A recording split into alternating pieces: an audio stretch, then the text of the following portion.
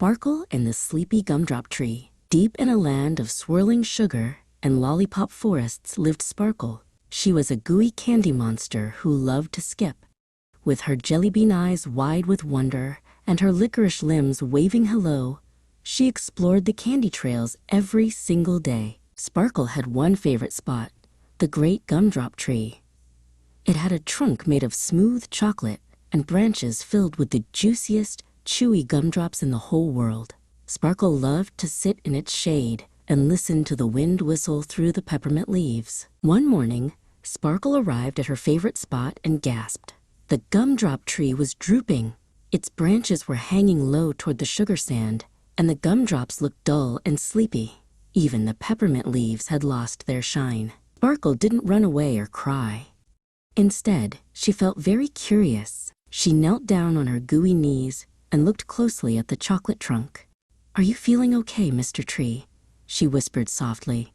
She moved her jellybean eyes up and down, looking for a clue. She noticed the candy soil around the roots was very dry and crumbly. It hadn't rained lemonade for a long time. Sparkle realized the tree wasn't sick. It was just very, very thirsty.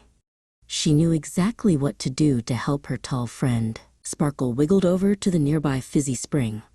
She found a large, hollowed-out watermelon rind and filled it to the brim with sparkling, bubbling dew. Carefully, so she wouldn't spill a single drop, she carried it back to the thirsty tree. She poured the sparkling dew over the roots. Glug, glug, glug. The candy soil soaked it all up.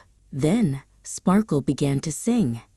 She sang a gentle, sweet song about sunshine and sprinkles, her voice as soft as marshmallow fluff. As Sparkle sang, something magical happened. The chocolate trunk began to straighten up. The branches lifted higher and higher, and the gumdrops began to glow with bright ruby, emerald, and sapphire colors. The tree was awake and happy. Just then, a little marshmallow bunny named Mallow hopped into the clearing.